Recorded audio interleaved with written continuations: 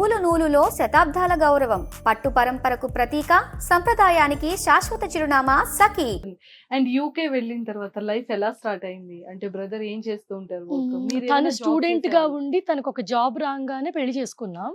కాకపోతే మాకు జాబ్ వచ్చిన కొత్తలో పెళ్ళైన 2 months కి తనకి జాబ్ పోయింది.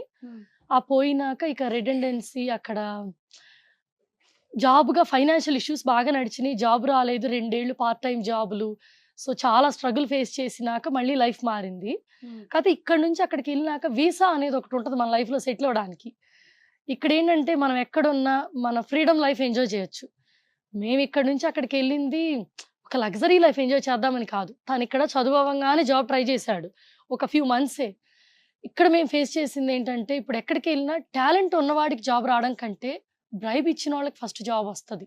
ఒక చిన్న రిసెప్షన్ పోస్ట్ కూడా రికమెండెడ్, తెలిసిన వాళ్ళ అమ్మాయి లేదా పైన వాళ్ళు ఎవరో రికమెండ్ చేశారు, అదే ఫస్ట్ ప్రయారిటీ. లేదా బ్రైబ్, ఈ రెండిటి తర్వాతే వస్తుంది టాలెంట్. అది ఎనీ ఫీల్డ్లో, ఫిల్మింగ్ కానీ జాబ్ కానీ. మధుకు కూడా తను చదువు అవ్వగానే ఇక్కడ జాబ్ రాలా. తనతో పాటు అసలు చదువే రాని వాళ్ళకి కూడా జాబ్లు వచ్చినాయి, హై ఎండ్. ఇట్స్ లైక్ ఏం లేదు, బ్యాక్ డోర్ పే చేయటం, కొనుక్కోవటం. సో అది చూసినాక ఓకే, అసలు కరప్షనే లేని చోట ట్రై చేద్దామని మొదలు పెట్టాడు. సో మేము విన్న ప్లేసుల్లో ఆస్ట్రేలియా, యూకే, అమెరికా బాగున్నాయి. ఆస్ట్రేలియా రిజెక్ట్ అయింది, అమెరికా రిజెక్ట్ అయింది, యూకే రిజెక్ట్ అయింది. సో ఎన్ని రిజెక్ట్లు అయింది, దండయాత్రలు చేసి చేసి తనకి యూకేది ఫైనల్గా ఒకసారి వచ్చింది. సో అంత కష్టపడి వీసా తెచ్చుకున్నప్పుడు కష్టం వచ్చిందని పరిగెత్తుకుంటూ వచ్చేసామనుకోండి, మరి ముందు ఆ వీసా తెచ్చుకోవడానికి పడ్డ కష్టం మర్చిపోలేకపోతున్నాం. చాలా మంది అన్నారు, అంత కష్టపడే బదులు వెనక్కి వెళ్ళొచ్చు కదా, సొంత దేశంలో కష్టపడొచ్చు కదా అని. బట్ ఆ వీసా తెచ్చుకోవడానికి పడ్డ కష్టం వదిలేసి మళ్ళీ రాబుద్ది కాల. అండ్ కొంతమంది సజెషన్ కూడా ఇచ్చారు. నేను దీని మీద వీడియో చేశాను. ఆ వీడియో కొంతమంది కామెంట్స్ పెట్టారు, ఈ కష్టం ఏదో ఈ కంట్రీలో పెడితే బాగా సెటిల్ అయ్యేవాళ్ళు కదా అని. ప్రతి ఒక్కళ్ళకి ఆ డెసిషన్ వాళ్ళకి రైట్ అవుద్ది, ఇంకొకరికి రైట్ అవ్వదు. సో ఇప్పుడు మేము అక్కడ వదిలేసి వచ్చాము అంటే అక్కడ గెలవలేక ఓడిపోయి వచ్చేసాం. సో ఎక్కడికి వెళ్ళాలనుకున్నాం అక్కడ ఓడిపోయి ఇంకో చోట గెలుస్తున్నాం. సో అది ఎప్పుడు మన 100% ఎఫర్ట్ పెట్టి గెలవలేని రోజు ఇంకో పాత్ సెలెక్ట్ చేసుకోవాలి. సో మేము 50% ఎఫర్ట్ పెట్టేసి సడన్గా మేము ఓడిపోయి వచ్చాం అనుకోకూడదు. అందుకని 100% ఎఫర్ట్ పెట్టాం. దానికి 2 to 3 years పట్టింది మాకు. ఆ 100% ఎఫర్ట్లో మేము చాలా లూజ్ అయ్యాం. అయినో టైం చాలా వాల్యుబుల్. టైం పోయింది, మాకు తినడానికి ఫుడ్ ఉండేది కాదు. రోజు 12 hours జాబులు చేసేవాళ్ళం ఇద్దరం. ఒకళ్ళు పగలు ఒకళ్ళు నైట్ జాబ్ చేస్తే రెంట్ కట్టగలిగే వాళ్ళం. ఎందుకంటే ఆ కంట్రీలోకి వెళ్ళి సర్వైవ్ బయట ఉండలేం కదా. సో ఒక మంచి రెంటెడ్ హోమ్ ఉండాలి. మంచిది అంటే అట్లీస్ట్ ఒక సింగిల్ బెడ్ ఉన్న ఒక ఇల్లు, ఆ ఇంటికి రెంట్ కట్టడానికి ఒకళ్ళ శాలరీ అయిపోయేది. ఎంత ఎంత ఉండేదండి? మాకు అప్పట్లో 650 అలా రెంట్ ఉండేది. మాకు వచ్చే జీతం కూడా $50 పౌండ్స్.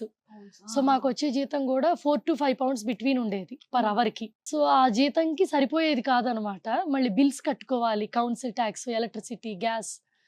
సో వీటన్ని నీడెడ్ థింగ్స్, మనం ఏం చేయకపోయినా కట్టాలి.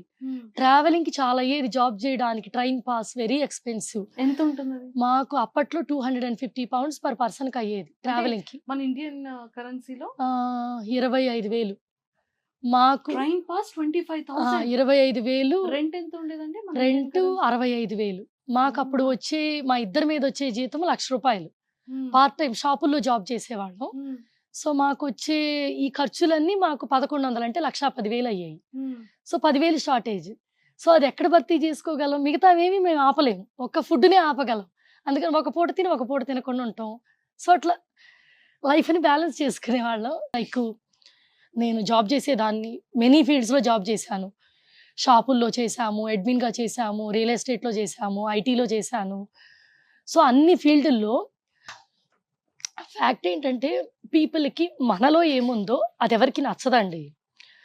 వాళ్ళకేం కావాలో అది మనలో ఉండాలని ఎక్స్పెక్ట్ చేస్తారు. చిన్నప్పటి నుంచే మన కోసం మనం బతకాలి, అదర్స్ కోసం కాదు అని వీఆర్ ట్రైనింగ్ ఇస్తున్నాం. బట్ టైం పడుతుంది. సో ఒకటే చెప్పాము, మేము గోల్డెన్ స్పూన్తో పుట్టలేదు, కానీ గోల్డెన్ స్పూన్ని మేము తయారు చేసుకున్నాం. అదొక్కటి ప్రూవ్ చేసుకోగలిగాం. చూసారంటే ఇప్పుడు మాకు తెలీదు అంటే ఎంత హార్డ్ వర్క్ ఉంది మీ బ్యాక్గ్రౌండ్ లో, మీరు ఎంత కష్టపడ్డారు, పిల్లల కోసం ఎంత ఆలోచించారు.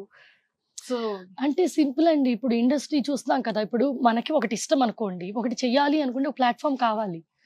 సో ఫిల్మ్ ఇండస్ట్రీలో కానీ ఒక లైక్ సీరియల్స్లో కానీ ఏంటి వే ఆఫ్ బ్యాక్గ్రౌండ్ ఒకళ్ళు ఉండాలి, లేదా ఒకళ్ళ సపోర్ట్ ఉండాలి, లేదా మనీ ఉండాలి ఓన్గా చేసుకోవాలంటే. It's a lot of work. రియల్గా టాలెంట్ ఇప్పుడు మనం అనుకుంటాం కొంతమంది వీళ్ళకి అసలు చూడటానికి వాళ్ళ యాక్టింగ్ బాగాలేదు, ఎందుకు సినిమాలో వచ్చారు, ఎందుకు సీరియల్లో వచ్చారని. రియాలిటీ దానికి బిహైండ్ ఇంకోటి ఉంటుంది, అసలు ట్రూత్ మనం చూడం. కానీ 100 times స్ట్రాంగ్ యాక్టింగ్ ఉన్న వాళ్ళు బయట చాలా మంది ఉంటారు, వాళ్ళు ఎవరికి ఛాన్సులు రావు. యూట్యూబ్కి రేసిజం లేదు, క్యాస్ట్ ప్రాబ్లం లేదు, అది ఒక రాబోటిక్ అల్గారిథం మెకానిజం, అది ఒక పర్సన్ కాదు. ప్రతి ఒక్కరికి ఒకే వాల్యూ, అది నువ్వు ఎలా ప్రూవ్ చేసుకుంటావు అనేది నీ చేతుల్లో ఉంటుంది. చాలా మంది అంటారు మీకు వ్యూస్ బాగా వస్తున్నాయి, ఏం చేస్తే వస్తాయని.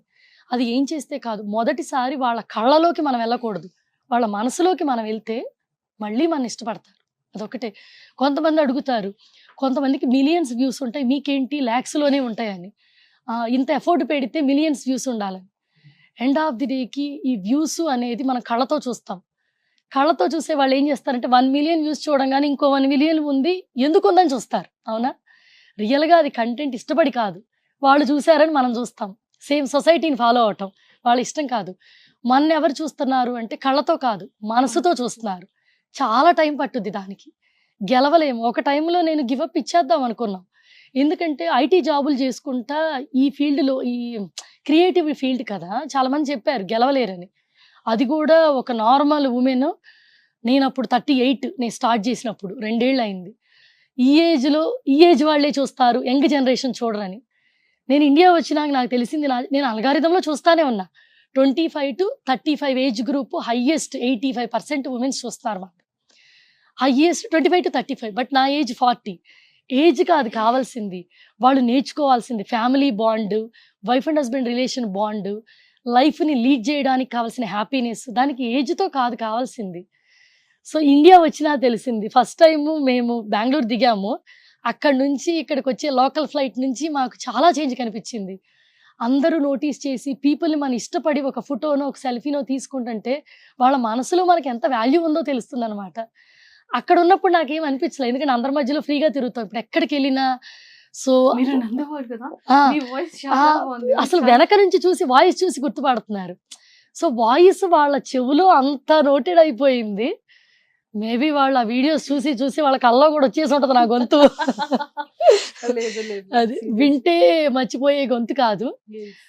కొన్ని నెగిటివ్ కామెంట్స్ డెఫినెట్లీ వస్తాయి, బట్ ఈ కాన్సెప్ట్ చేయడానికి మాత్రం ఒక నెగిటివ్ కామెంటే ఈ కాన్సెప్ట్ క్రియేటింగ్.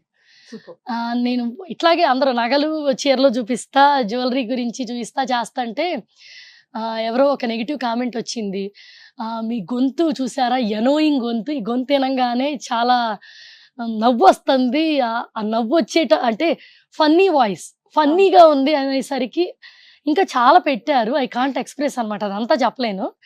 సో మిమ్మల్ని చూడగా నవ్వు వస్తుంది, మీ గొంతు తింటేనే పగలబడి నవ్వేసుకోవచ్చు, అంత ఫన్నీగా ఉంది, మీ ఫేస్కి గొంతుకి సంబంధమే లేదు, ఒక ఫాల్టీ పీస్లా ఉన్నారని పెట్టారు షార్ట్ లైన్లో. ఆ రోజు ఒక 2 days ఏడ్చాం. తర్వాత రియలైజ్ అయ్యాం, గొంతు తింటే నవ్వు వస్తుందా, సో అంటే నవ్వు వచ్చేటట్టు నా గొంతుతో సంథింగ్ చేయొచ్చు. సో అదే టైంలో వర్క్ ఫ్రమ్ హోమ్ నడుస్తుంది.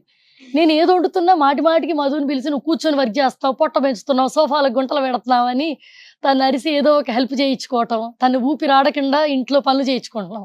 అందరం అలానే చేసాం. దీన్ని ఒక ఫన్నీగా ట్రై చేద్దామా అని స్టార్ట్ చేసాం. దానికి స్క్రిప్ట్ రాయాలి అదంతా మాకు తెలియదు, అప్పటికప్పుడు తీసాము. అప్పటిదాకా 200-300 వ్యూస్ వచ్చేది, దానికి 3000 వ్యూస్ వచ్చినాయి, అదే ఫస్ట్. ఓకే, క్రేజీ ఫ్యామిలీ అని పెట్టుకున్నాం మేమందరం. కొంచెం వీడు ఎప్పుడు అంటుంటాడు, వీఆర్ లైక్ నార్మల్ ఫ్యామిలీ, మనం క్రేజీ ఫ్యామిలీ, మన ఫ్యామిలీ లాగా బయట ఎవరు ఉండరు, బయట ఎక్కడికైనా వెళ్ళంగానే అందరూ చాలా డీసెంట్గా ఉంటారు, మనం చాలా ఆర్డ్గా ఉంటాం అంటాడు. సరిగ్గుచ్చో, దానికి రీజన్ కూడా అదే, వాడు నన్ను ఇటు చూస్తున్నాడు, నీమమ్మా నేరా ఇంటికి వెళ్ళి చూసుకుందాం. ఎందుకంటాడంటే ఇప్పుడు మేము థియేటర్కి వెళ్ళామనుకోండి, అందరూ ఒక సీట్లో కూర్చుంటారా, మళ్ళీ మాకు ఆ సీట్ నచ్చదు, ఒక 10 సీట్లు మారుతాం. రెస్టారెంట్కి వెళ్ళినా కూడా 3-4 టేబుల్స్ మారుతాం, ఒక చోట ఫిట్ అవుతాం. ఒక చిన్నదానికి 10 డిస్కషన్లు అనమాట. సో ఇది నార్మల్ ఫ్యామిలీ కాదు, అసలు ఆర్డ్గా ఉంటాం మనం, నార్మల్ అంటుంటాడు వీడు బయటికి వెళ్తే.